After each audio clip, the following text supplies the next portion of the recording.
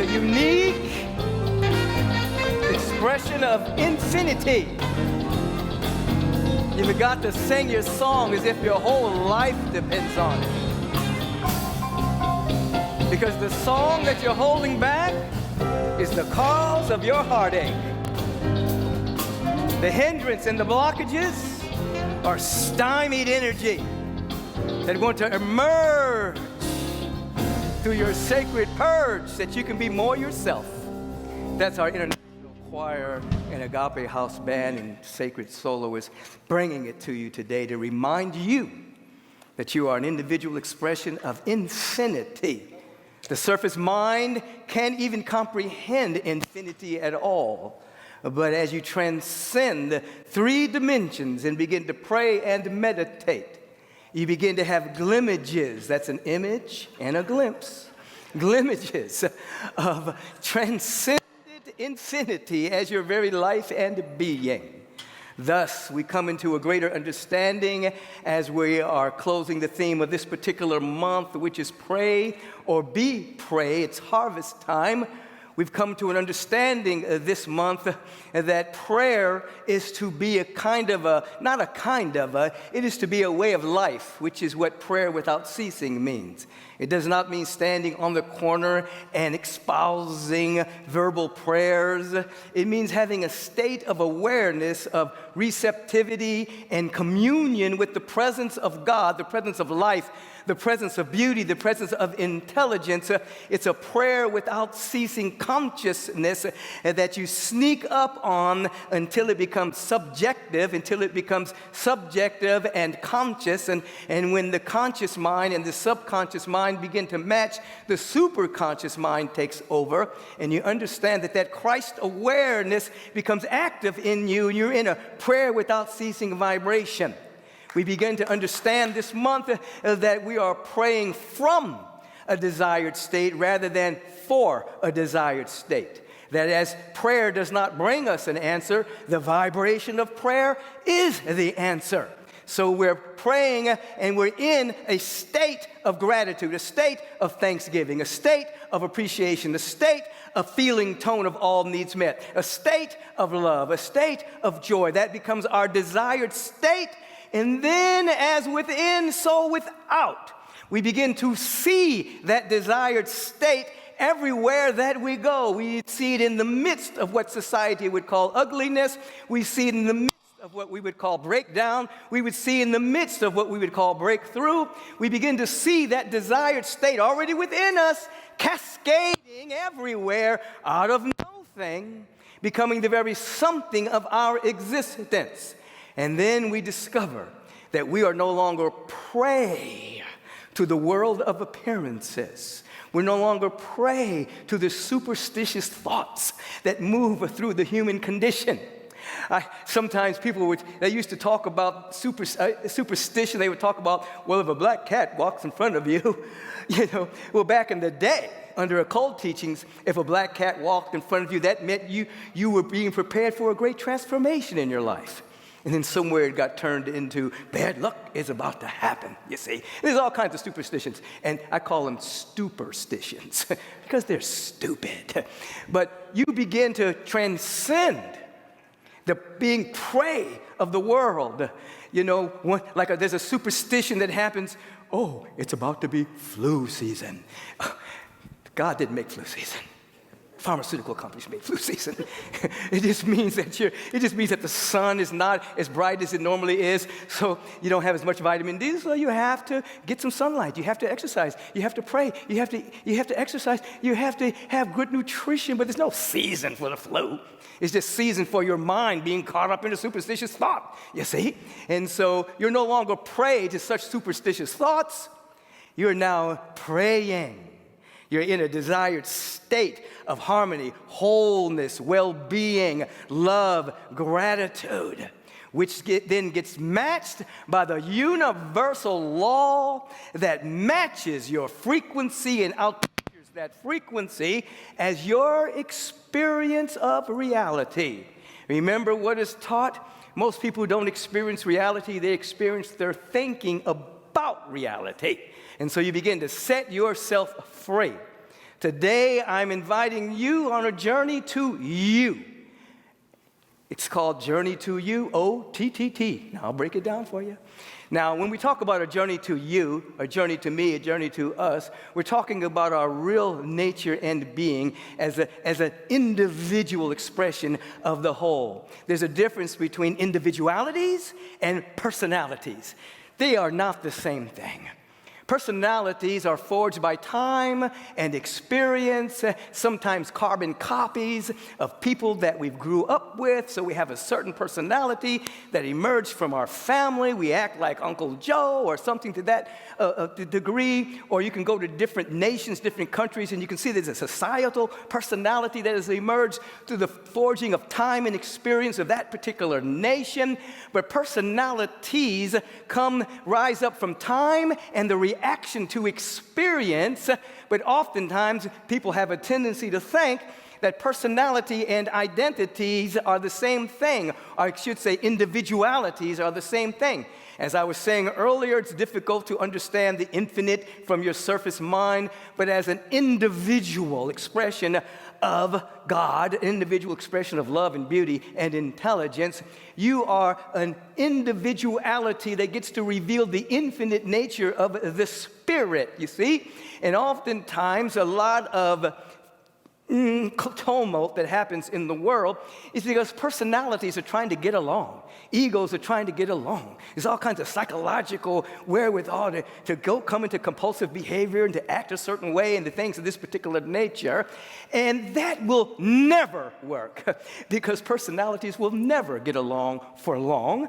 You have heard this statement that closeness breeds content, things of that particular nature, and that because when personalities get together for a long period of time, then they rub against each other and they create a friction that produces the toxicity that comes up that needs to be healed, and personalities can't get along, but individualities can. That is, when individuals begin to understand their true nature and being, we're talking about a journey back to who we really are. As individuals come into a level of coherence around who they really are, then that divine love and peace and harmony and joy, that which is eternal, infuses the personality. It infuses the culture. It infuses civilizations. And in such a way that they begin to be vehicles that represent the transcendent, represent the power and the presence and the love of God. You are on a journey, you. And as you hear this crackling, we'll just call that validation. We'll call that the thunder of applause from the infinite. So every time you hear it crackle, that's the universe just applauding whatever is being said at that particular moment. And so sometimes in meditation retreats, when there's noise going on and when there's things happening, we just invite it. We don't call it noise. We just call it something to be attentive to, but not a distraction, to something that makes us go deeper in our awareness of the Most High. So as I'm saying that, it's not happening now. But anyway, if it happens again, it is just a reminder for you to not be distracted and to keep your attention on the Most High presence, which is within you. So it becomes an audible talisman to bring you back to yourself, this journey to you. And so this journey to you begins with O. It says O-T-T-T. O is observation. If you were with me in the morning meditation service, I talked about transcendent observation with intentionality. And that is, we live an examined life. We don't live an unexamined life. We live an examined life, and we begin to fire up our observational wherewithal with an intention to wake up to our glorious nature. We begin to observe ourselves. We begin to observe our thought. We begin to observe our conversation. And after a while, we're able to notice that which is valid and that which is invalid. And they both bubble up in our awareness. That which is invalid are thoughts that are emerging from a sense of separation that have the ramification of anxiety and anxiousness and futurizing and fear and a sense of lack and a sense of not enoughness and self-loathing and a lack of self-worth and things of that particular nature. And those are invalid thoughts because they're emanating from a lie of separation. We don't try to negate them. We don't try to pretend they're not there. We don't try to sublimate those invalid thoughts at all. We begin to observe and embrace them, and with a transcendent observer, and that is the observation that is tinged with intentionality, there is the next T. There is a transmutation of those particular thought forms. We become more available to insight and revelation into our real nature and being, and we're able to observe that which is valid about us. That which is valid is that we are shot from eternity, and that the love, the peace, the joy, the wisdom, the harmony, the intelligence, which we do not own, are dimensions or intrinsically connected to us. They are our real nature and the being. So we begin to be aware, we begin to observe, and you've heard me say this before, but we all know at this stage of our human development something about the observer effect, and that is whatever it is that you observe gets changed on a subatomic level just based on observation alone. And so when, in fact, you have an intention connected with your observation, you're placing the observer effect on steroids, so to speak, and you begin to observe yourself without reaction, without trying to stop anything, without resistance. You see the invalid thoughts rising up mentally and emotionally. You will embrace them, and the observer will, as you shine your light on them, they will begin to transmute. You begin to observe the part of you that's intrinsically connected to the ineffable, the power and there's an applause, the power and the presence and the love of God. And as you embrace that, you become more and more integrated with that. The difficulty is so many people are addicted to what they think is wrong with them. They're addicted to what they think they have to fix. They're addicted to the places within them that are in embryonic state, that are undeveloped, and that's where they see life through. Observe it, embrace it, and watch with intention as it begins to be transmuted into a higher frequency. That is transmutation. Transmutation. Energy can never be created or destroyed. It just transmutes itself from higher to lower frequencies, to lower frequencies to higher frequencies. Ice can become water. Water can become gas. This is all a part of transmutation without any loss of energy. So the invalid thought of self-loathing that may have emerged in your personality through an experience that you had in life that you interpreted as I'm all alone, you interpreted as I have no support, you interpreted as there's something against me, which is a lie in the cosmic scene, even though it was an experience in your personal scene, begins to be transmuted, and you come back to yourself. I'm not alone. I have support. I have all of my needs met because the presence of God is here, regardless of how the human beings around me may have been developed or undeveloped at that particular time in my human history. So without denying the experience, without denying the personality that emerged from that experience, we observe and we allow the great transmutation to take place. Transmutation then leads to transcendence. Transcendence is not denial. Transcendence is you lifting your vibration so that you're beginning to more and more and more live at the frequency of the real you. You're living more and more at the frequency of love, more and more at the frequency of peace, more and more of the frequency of joy. It begins to be your new norm. It begins to be where you are living from. It begins to be where you're coming from. It begins to be where you're going to. You are transcending the lower frequencies. Again, no denial necessary. Embrace, transmute, transcend, and then there is transformation. So you got it, O-T-T-T. The last one is transformation. Transformation means that you're going beyond the present formation of your life, and this happens forever. Because you are an infinite individual, which means there's always more of you to express in whatever domain you're living in, whatever body you have. You have a physical body, you have a mental body, an emotional body, you have subtle bodies, and you have an infinite amount of subtle bodies. There will always be more expression of the infinite. And so there's always going beyond the present formation of your life. And so every time we get close to the anniversary of Agape, which will be beginning next week, in November, we'll be celebrating our 36th anniversary, but I'm always reminded of certain personal experiences I had along this particular journey, and I can remember my very first time I did a public talk. Now, before that, I was doing workshops with my boy Nirvana, Reginald Gale, and Agape Transformationals, and I had private clientele and things of that particular nature, but I can remember when I was up in around Big Bear Lake. I love telling this story because it just always reminds me of the first time that I ever spoke. And I was there having a private time of meditation. And I go outside to meditate in Mother Nature. And as I'm meditating, this scroll rolls out of the sky. And on the scroll, it says, Michael Beckwith to speak in Tacoma, Washington.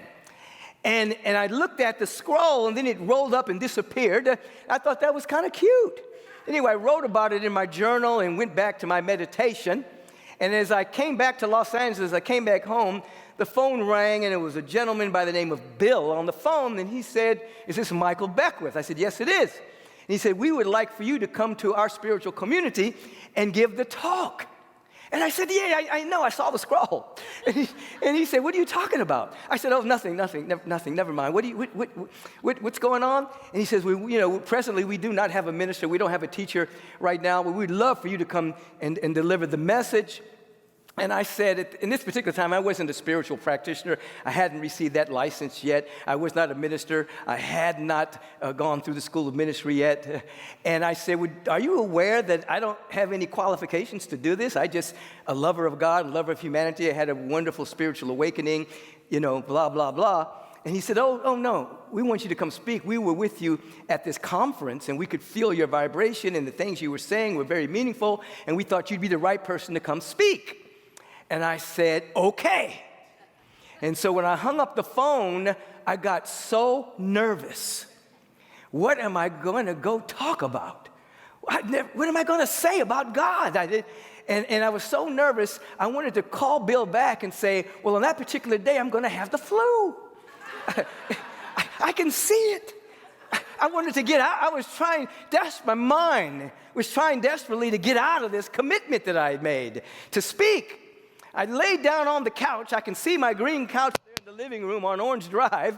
Had a big mural there on my wall that Duval Lewis had painted. I can remember this very clearly. And I'm laying on the couch and I'm nervous. Oh my God, how am I going to get out of this? And then suddenly, I left my body temple and I was soaring. And there was confidence and there was intelligence flowing to me and power. And I saw Michael laying on the couch. And then I said, and he was so nervous. And I looked at Michael, and then the next moment I was back on the couch, and I was nervous, and like, how am I going to get out of this? I got to get out of this. I got to get out of this. And then I'm back again, flying. And I looked back at Michael, and I said, Michael gets so nervous. Doesn't he understand yet that? And the moment I said the word that, I was back, body consciousness again, nervous and fitful, and oh my God, what am I going to do? Anyway, subsequently, I fly to Tacoma, Washington, and it was interesting because I can remember in the airport, I thought I knew everyone in the airport. I was in this transcended state. At the time, it was it's like, woo, what's going on? And I remember standing in the the elevator, looking at the people in the elevator, wanting to hug them. It's like, oh, what are you doing here? What are you doing here? I thought I knew everybody. And Bill taps me, he says, Michael, you don't know these people. You're in a state. I said, oh. Okay, I don't know everybody. I said, okay. So anyway, I go do the talk. The Spirit of God was just illuminating the place. People were crying. There was a lot of healings and things of that particular nature. So that was in 1978 when that occurred. So now, fast forward. I'm talking about transformation. Fast forward, 1987. We started Agape in 1986. So somewhere at the end of 1987, there was something that was concerning me. And so I do what I do. I went into meditation, and then I split from Michael, and Michael was sitting in the chair, and I said, he doesn't have anything to worry about. I'm with him. And then I merged back with Michael. And the difference between the two events was in 1978, I was way more identified with the guy on the couch. In 1987, I was more identified with the guy looking at Michael. Integration had happened. So those transcended states had become more stabilized. So the person looking at Michael was more me, whereas in 1978, I was more identified with the individual on the couch. So when we talk about transformation, we are talking about the integration of the states of the prayer without ceasing vibration. With the prayer without ceasing vibration, I am that, you see. And what becomes normalized is not being high, but what becomes normalized is a state of awareness of your individuality. Your what's the word there? Undivided connection to the presence. Less and less identification with that which has emerged from time, which is your personality, which is a sweet thing to have a nice personality. It's a sweet thing for your personality to be infused with love and beauty and kindness and all that, but it is God itself infusing the personality. And so with your inner world that you are encouraged to be about, you are systematically transmuting the pollution and the debris that has been normalized in your personality through abuse and trauma and fear and doubt and worry and self-loathing and lack of self-love and appreciation and misinterpretation of experiences that you've had. You are transmuting that until there becomes an awareness of something that was never born and something that will never die. Something that was never born and something that will never die. You. And then you will stay out of hell. Sometimes you dip into hell. The quickest way to dip into hell. If you want to know how to go to hell, let me tell you. The quickest way to dip into hell is to move into thinking about what other people are thinking about what you're thinking. Move into thinking about what other people are thinking. That's hell. You'll get caught up in the conundrum of, oh, maybe they're thinking this about me, or maybe they're thinking, or, maybe they don't like this. Maybe they don't like what I said. Maybe they don't like this. Maybe they don't like what I'm wearing. Maybe this, maybe that. That's called hell. That's what hell is. It's called interactive thinking. It's a lie. Because mystically, there is never any interaction, there's only omniaction. Interaction is happening between the figment of imagination of personalities. Omniaction is happening through the spiritual realm as our real identities. When we're in hell, we're allowing ourselves to move into the personality construct of thinking what other people are thinking, and we want to get along, we want people to like us and things of that particular nature. But that's interaction. It doesn't exist in the mind of God. There is no interaction in the mind of God. There's only one power, one presence, and one life, and one love. In the interaction, there's cause and effect. In omni-action, there's only one cause, the presence of God. And when you come out of hell, and you are free, you begin to see what God is seeing as you. You live from a different domain.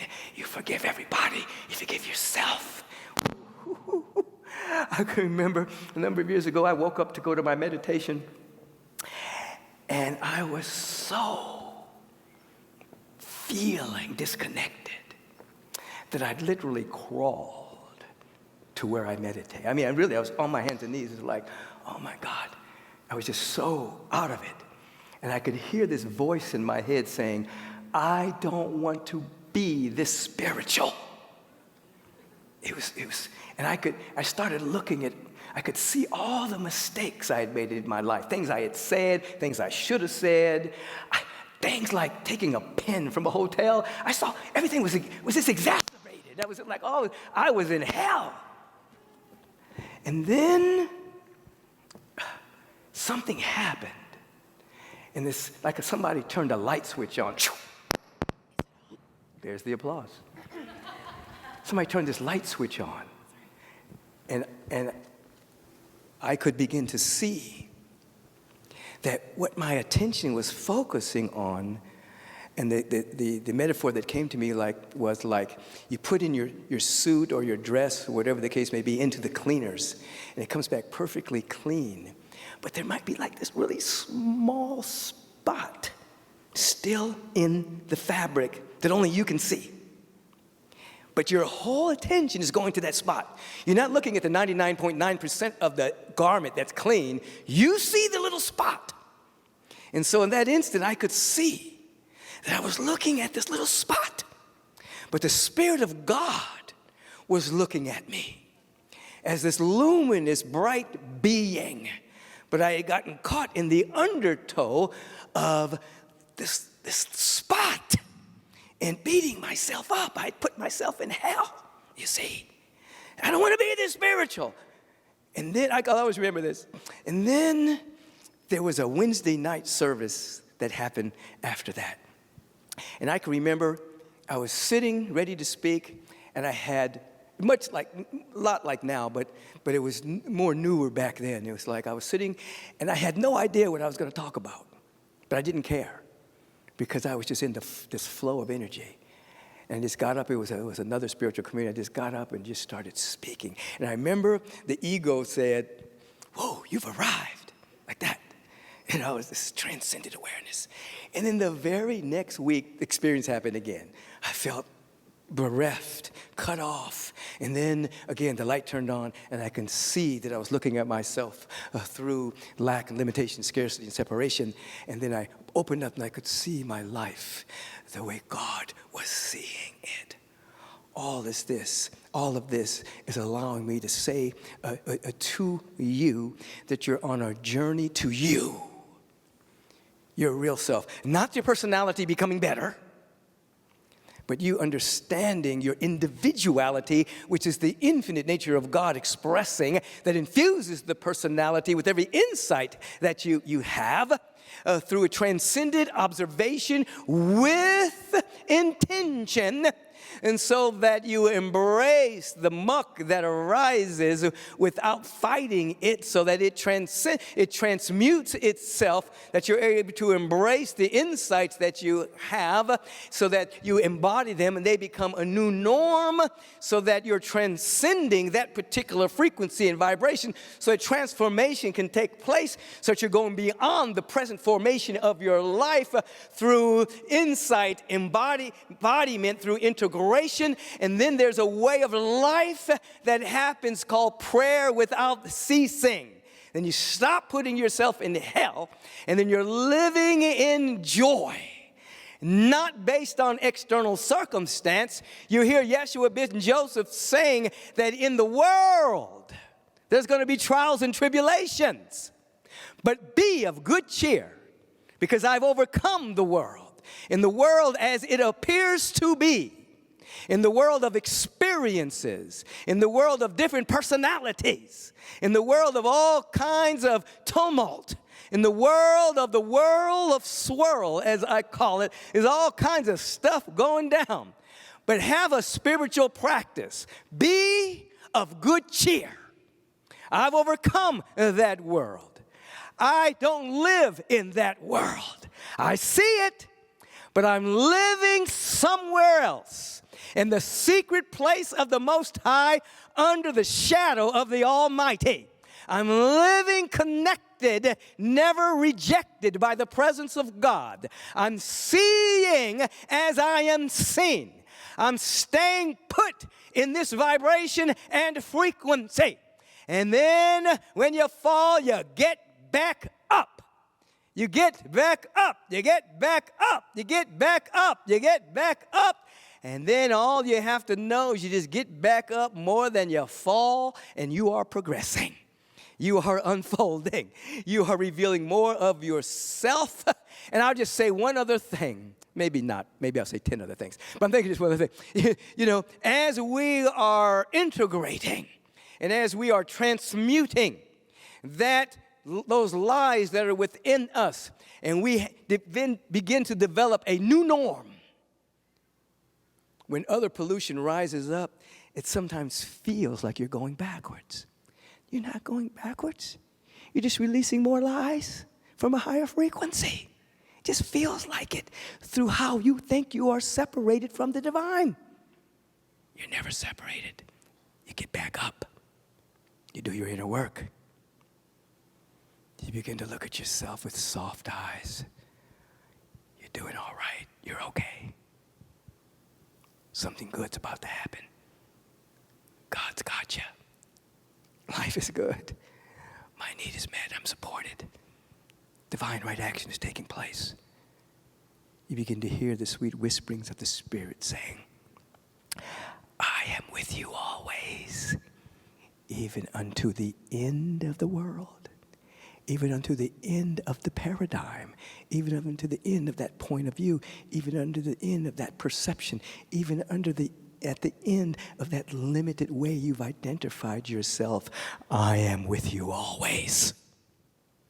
You'll walk with that frequency. You'll walk with it. Talk with it until you're talking from it. Integration will happen. Integration will happen. Feel into that. Pray and don't be prey. It's harvest time. You're now harvesting everything that you have sown. Let us plant while we are high or free, as we talked about last week. Let us plant seeds of love and the beauty and harmony. Let us embrace the soulful revolution that's happening on our planet, as evidenced by our Iranian sisters standing up saying, we want to be free. There's a revolution happening on the planet. And though it may not be covered by Western media, it's still happening. They may not be writing the history books properly, but it's still happening. And you are a part of it. If you are a lover of God and a lover of humanity and a lover of the infinite potential within us, you are a part of the onrush of the evolutionary urgency that's taking place through humanity at this time in human history. You are on a journey to you. And it's time to celebrate. It's time to celebrate it. I think we may have somebody celebrating it with the Dance with the Rev right now. I think it's going to come up on that screen. I think. Oh, yes, it is. There it is. Karina Vega from Indiana. Karina Vega. And she's got the great T-shirt. You can get yours at agapelive.com. And so it is. Karina.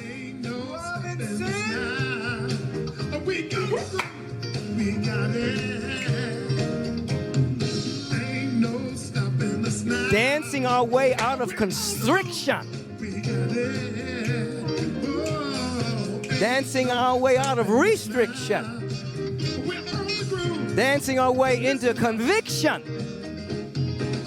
There's nothing can stop us. For there is no thing to stop us but our own beliefs and thoughts. There you go, Karina. Thank you. Woo! Woo! Woo! Woo! Woo! Woo! And so it is, she says.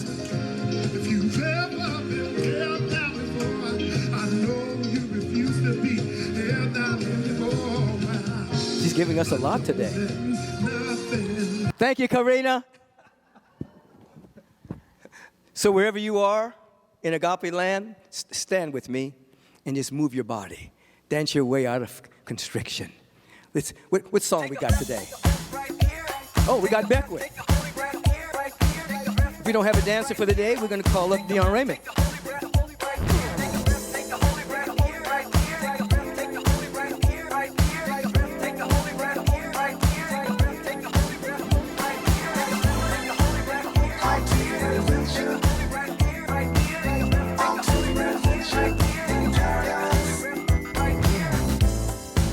As we're lifted up into the spiritual domain, we begin to see a little bit differently.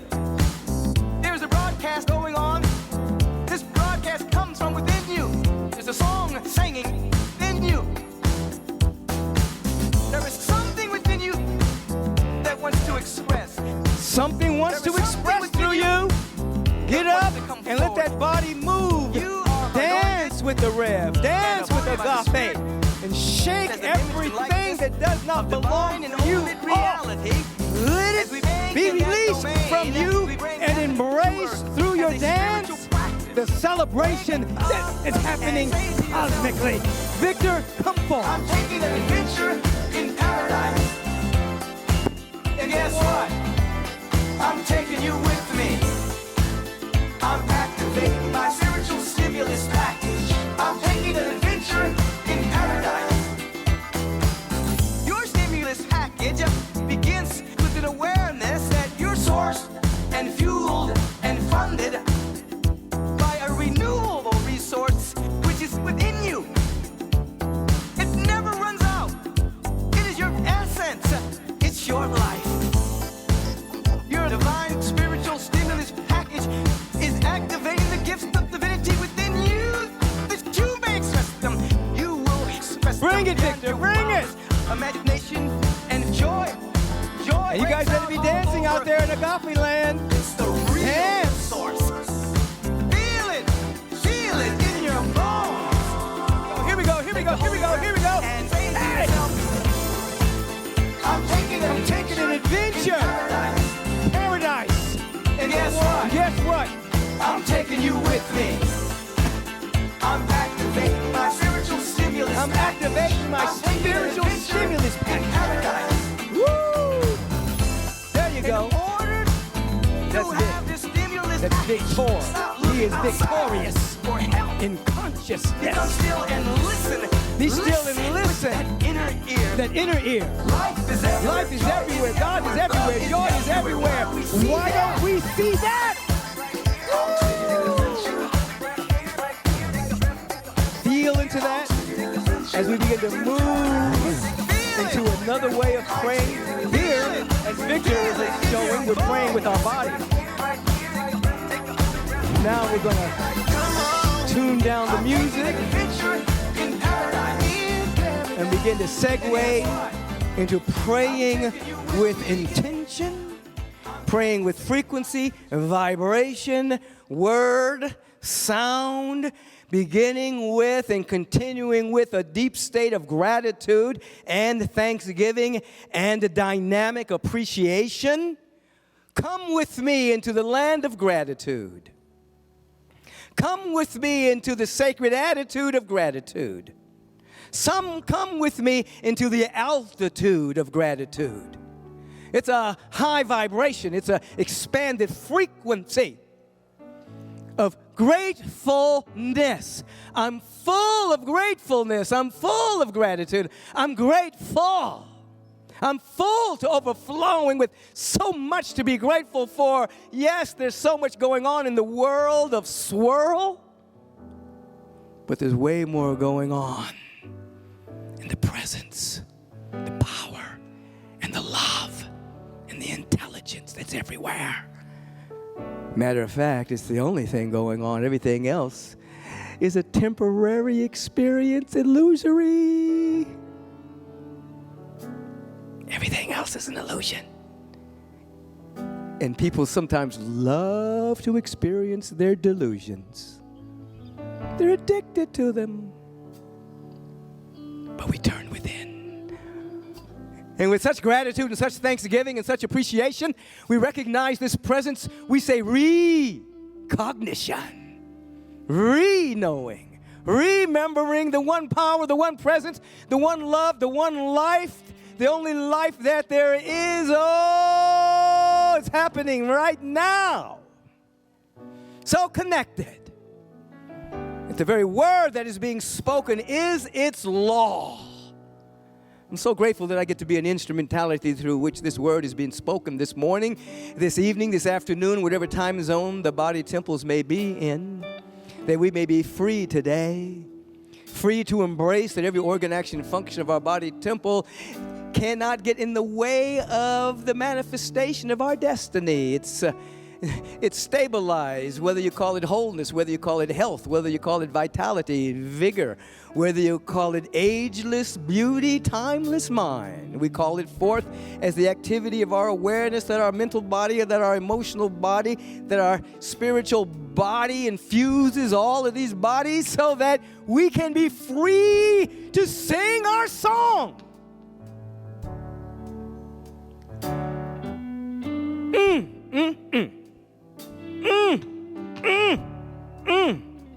Sometimes it's all I got.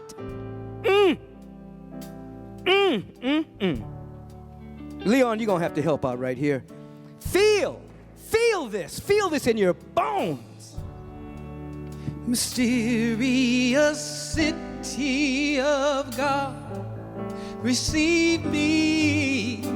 I was standing before a wall that had shut out the light, but your love, oh God, it restored my sight.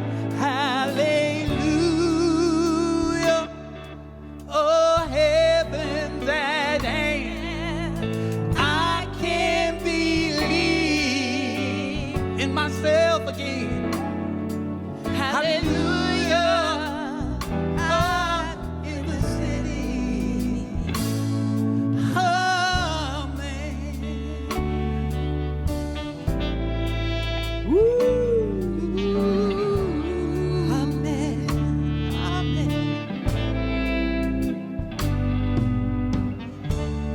I want you to feel yourself in the city of God. Everywhere in its fullness, there's such brightness, there's such light, there's such luminosity. Heaven's at hand. We begin to discover that there's no wall at all. We're free